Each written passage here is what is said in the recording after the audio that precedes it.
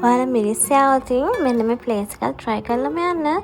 පෙට්ටි එක ඉස්සරහා සමර්සෙට් හොටෙල් එකේ තමයි මෙයාලගේ බ්‍රාන්ච් එකක් තියෙන්නේ. මොචියාටෝ අයිස්ක්‍රීම්. හරිම ෆේමස් අයිස්ක්‍රීම් බ්‍රෑන්ඩ් එකක්. මම මෙයාලගේ TikTok වල දැකලා තියෙනවා. මෙයාලා ගාව ගොඩාක් ෆ්ලේවර්ස් තියෙන කියලා දාපු නිසාම මේ ප්ලේස් එක දැක ගාම try කරන්න හිතුවා. තිරමිසු ෆ්ලේවර් එකයි බූන්දි ෆ්ලේවර් එකයි තමයි අපි try කරේ. තිරමිසු ෆ්ලේවර් එකේ ඇත්තටම කේක් ලවර්ස්ලට ඇත්තටම හොඳයි අයිස්ක්‍රීම් එක. කේක් හැම බයිට් එකකටම හැපෙන විදියට මික්ස් කරලා තියෙනවා. ඔයාලට පේනවා ඇති. මම මේ කේක් කැල්පින් වලට මේ තියෙන බූන්දි ෆ්ලේවර් එක.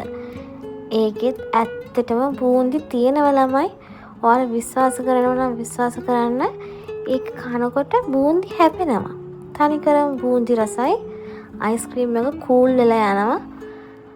මේ තියෙන බූන්දි කෑල්ලක් මම ඔයාලට කිව්වනේ බූන්දි තියනවා කියලා. ඉතින් හරිම රසයි. ඔයාලා මිරිස්යාවතේ මේ ප්ලේස් එක try කරන්න. යාළුවා තව branches තියෙනවා. ඒ වගේම හරි try කරන්න පුළුවන්. මිරිස්යාවතේ මේ ප්ලේස් එක try කරලම යන්න. bye bye.